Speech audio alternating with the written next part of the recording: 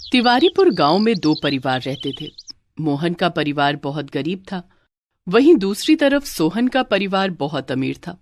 दोनों की पत्नियां गर्भवती हो जाती हैं। कश्मीरा, मैं चाहता हूँ कि हमारे घर पर एक बेटी पैदा हो। हम उसका नाम लक्ष्मी रखेंगे। पर मैं चाहती हूँ कि हमारे घर बेटा पैदा हो, हम उसका नाम कुबेर रखेंगे। कश्मीरा, ये तो सब ऊपर वाला ही तय करेगा। ऊपर वाला जो भी देगा हमें दिल से स्वीकार करना होगा। जी, आपने बिल्कुल सही कहा। वहीं दूसरी तरफ सोहन अपनी पत्नी से बातें कर रहा है।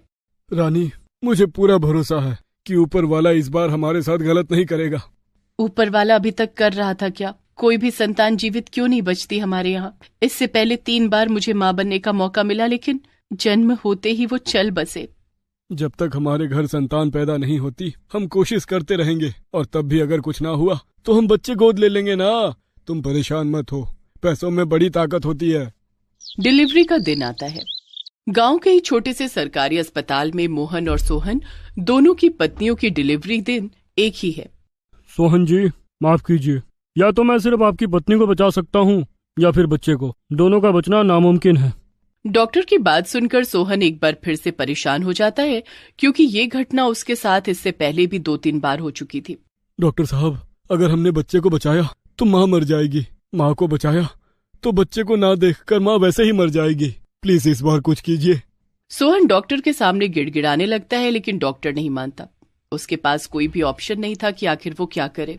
डॉक्टर साहब, आप चाहे जितने रुपए ले लीजिए, 5 लाख 10 लाख, लेकिन कुछ ऐसा कीजिए कि माँ और बेटा दोनों बच जाए, या फिर रानी की गोद में किसी न किसी तरह जब सुबह उसकी आंख खुले तो एक औलाद होनी ही चाहिए। इतने में कंपाउंडर डॉक्टर के कान में आकर कुछ कहता है। आप जरा मेरे साथ आइए।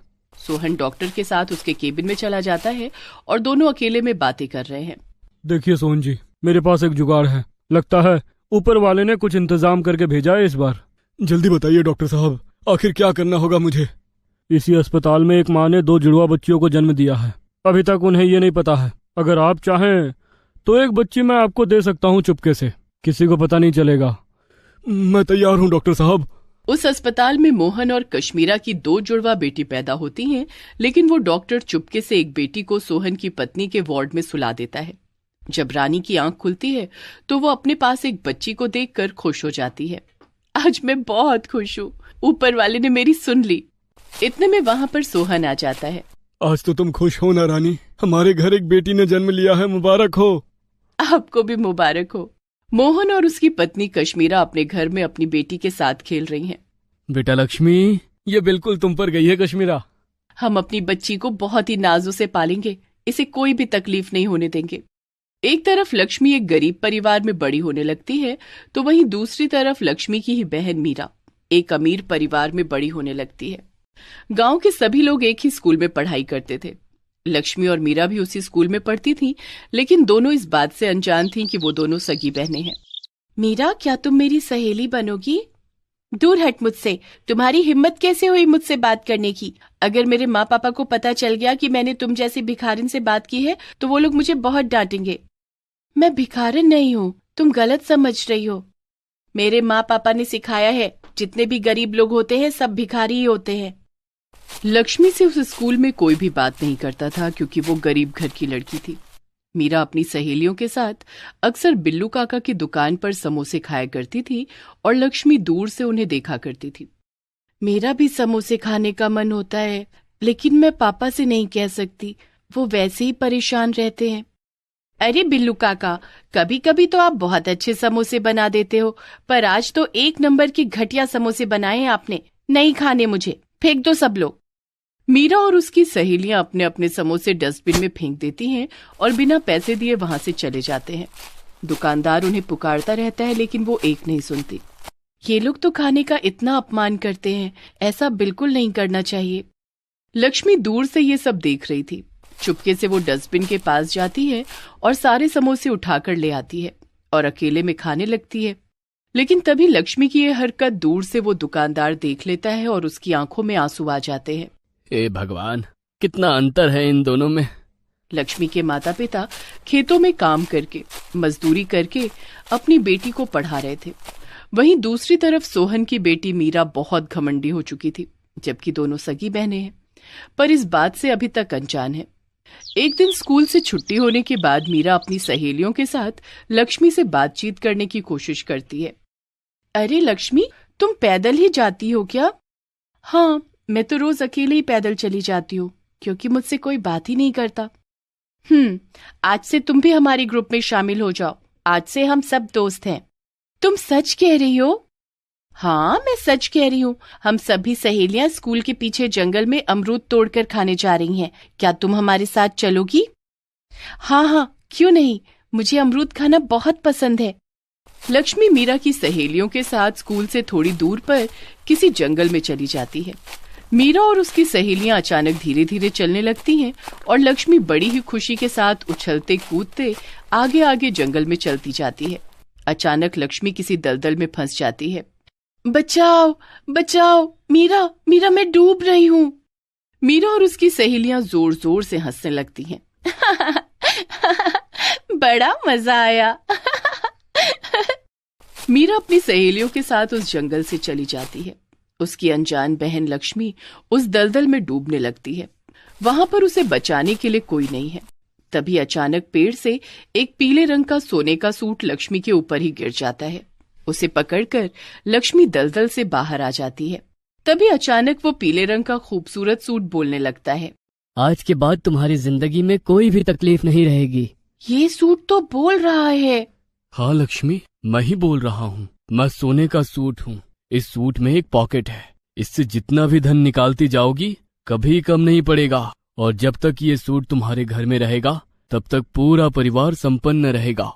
वो सोने का सूट लेकर सीधा अपने घर चली जाती है और अपने माता पिता को सारी बात बताती है। उसके बाद वो लोग बहुत धनवान हो जाते हैं, अच्छे घर में रहने लगते हैं। आगे हम देखते हैं कि लक्ष्मी अपने माता पिता के साथ कार में बैठकर कहीं जा रही थी। तभी मीरा की नजर उस पर पड़ जाती है। ये तो लक्ष्मी है। लक्ष्मी, लक्ष्मी। मीरा जोर जोर से लक्ष्मी को पुकारती है।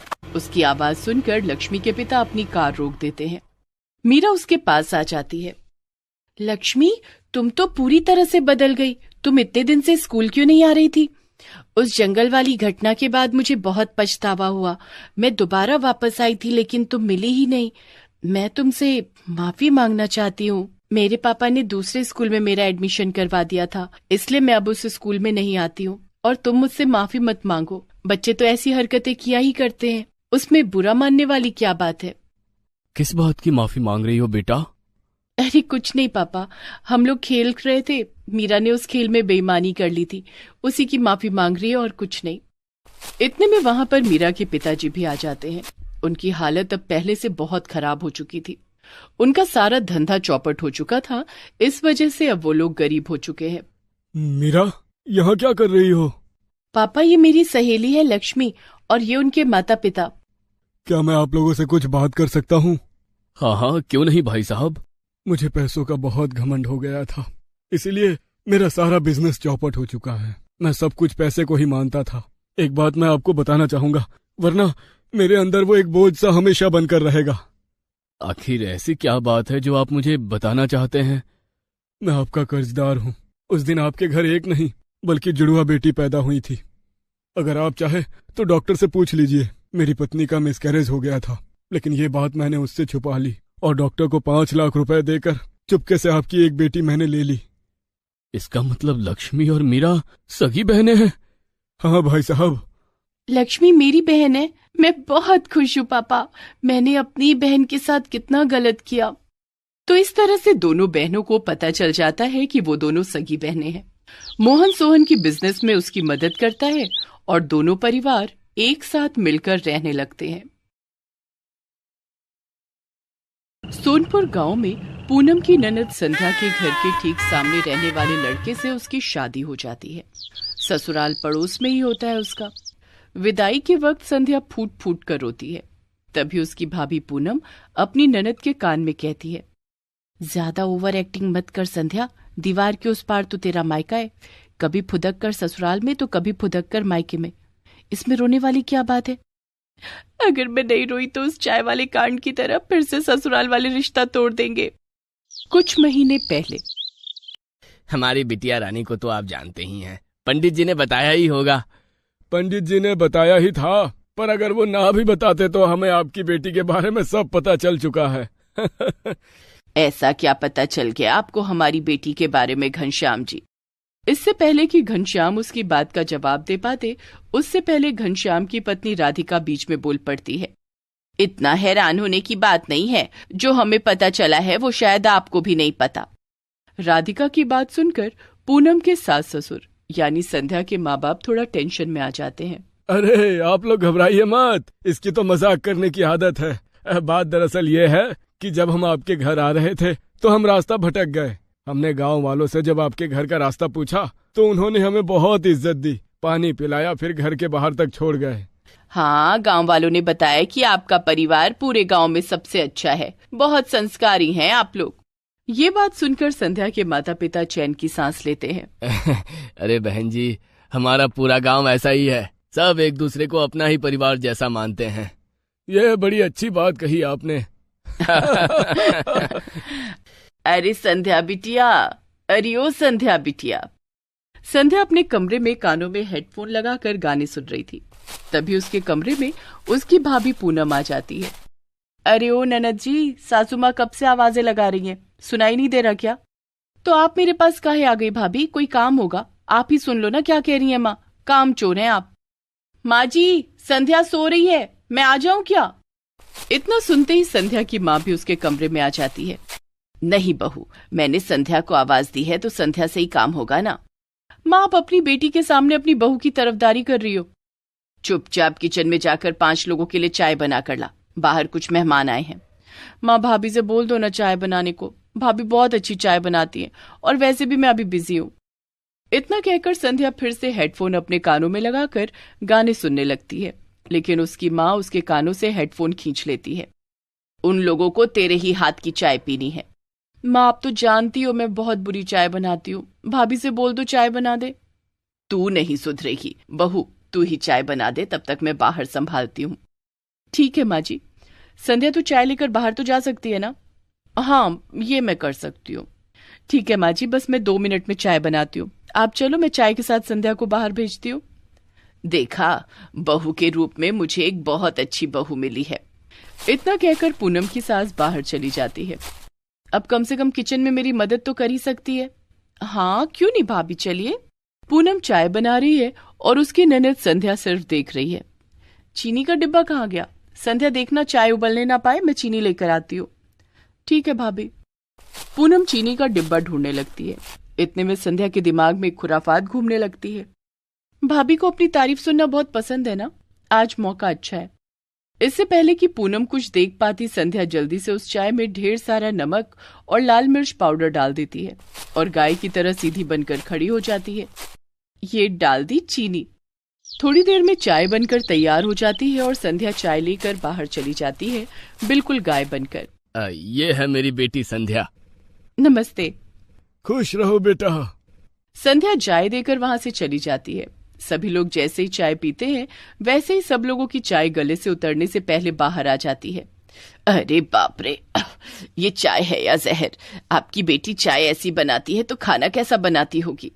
हाँ बहन जी, हम इतने अमीर तो है नहीं कि खाना बनाने के लिए हम नौकर रख सके। माफ कीजिए, हमें ये रिश्ता मंजूर नहीं है। चलिए यहाँ से। 1 मिनट, हमारी बात तो सुनिए। देखिए, अब हमें कुछ नहीं सुनना। वो लोग संध्या का रिश्ता ठुकरा कर वहां से चले जाते हैं। तुमने अपनी लाडली को चाय तक बनाना नहीं सिखाया, गांव वाले क्या सोचेंगे? वो लोग हमारा रिश्ता ठुकरा कर चले गए, कितनी शर्म की बात है। इसमें संध्या की कोई गलती नहीं है। पूनम, यहाँ आओ। क्या हुआ माँ जी? मत कहो मुझे माँ जी, तुम अपनी ननद से इतना जलती हो कि चाय में इतना सारा नमक और लाल मिर्च डाल दी ताकि संध्या की सबके सामने बेइज्जती हो जाए। ये तुम क्या कह रही हो? चाय तो संध्या ने बनाई है ना? नहीं बाबूजी, चाय मैंने ही बनाई है। क्या? इतने में पूनम का पति संजय वहां पर आ जाता है। क्या हुआ माँ, सब लोग एक साथ? बेटा, मैं पूनम को अपनी बेटी मानती थी, पर इसकी वजह से आज तेरी बहन का रिश्ता टूट गया। पूनम की वजह से? लेकिन कैसे? संजय की माँ सब कुछ उसे बताती है। माँ जी, भला मैं ऐसा क्यों करूंगी? तो क्या कोई भूत आकर चाय में नमक और मिर्च डालकर चला गया क्या? संध्या को अब बर्दाश्त नहीं होता। बस करो आप लोग, भाभी की कोई गलती नहीं है। मुझे नहीं पता था कि वो लोग मुझे देखने आए थे। सब लोग हमेशा भाभी की तारीफ किया करते हैं, इसलिए मैंने ही उनसे बदला लेने के लिए चाय में लाल मिर्च और ढेर सारा नमक डाल दिया। ताकि भाभी की बदनामी हो जाए। सब लोग उस पर गुस्सा करने लगते हैं। रहने दीजिए माँ जी, संध्या भी बच्ची है, रिश्ते तो भी बहुत आएंगे। संध्या, अब तुम बड़ी हो गई हो, अपनी भाभी से चाय और खाना बनाना सीख लो। ठीक है भैया, भाभी मुझे माफ कर दो। संध्या माफी तो मांग लेती है, पर आलस की वजह से वो खाना बनाना नहीं सीखती। खैर, कुछ दिनों के बाद उसी गांव के एक लड़के से संध्या की शादी हो जाती है। ससुराल पड़ोस में ही होता है उसका। विदाई के वक्त संध्या फूट फूट कर रोती है, तभी पूनम उसके कान में कहती है, ज्यादा ओवर एक्टिंग मत कर संध्या, दीवार के उस पार तो तेरा मायका है, कभी फुदक कर ससुराल में तो कभी फुदक कर मायके में, इसमें रोने वाली क्या बात है। अगर मैं नहीं रोई तो उस चाय वाले कांड की तरफ फिर से ससुराल वाले रिश्ता तोड़ देंगे। गांव वाले कहेंगे कि देखो कितनी बेशरम लड़की है, विदाई वाले दिन भी नहीं रो रही है, फिर से कहीं शादी टूट गई तो। हो मेरी ननद बिल्कुल पागल है। सब कुछ बहुत अच्छा चल रहा था। एक रात संध्या का पति विवेक परिवार के साथ खाना खा रहा था। संध्या, तुम अच्छा खाना बनाना आखिर कब सीखोगी? अरे कम से कम अपनी भाभी से तो कुछ सीखो। संध्या अपने सास ससुर की तरफ देखती है। वो लोग सीधे साधे थे। उन्होंने खुद संध्या को पसंद किया था, इसलिए बेचारे कुछ बोल भी नहीं सकते थे। जी पति परमेश्वर, मैं एक दिन खाना बनाना जरूर सीख लूंगी। खाना खाने के बाद विवेक अपने कमरे में आता है और देखता है कि संध्या अपना बैग पैक कर रही है। अरे संध्या, कहाँ जाने की तैयारी है? मैं अपने मायके जा रही हूँ।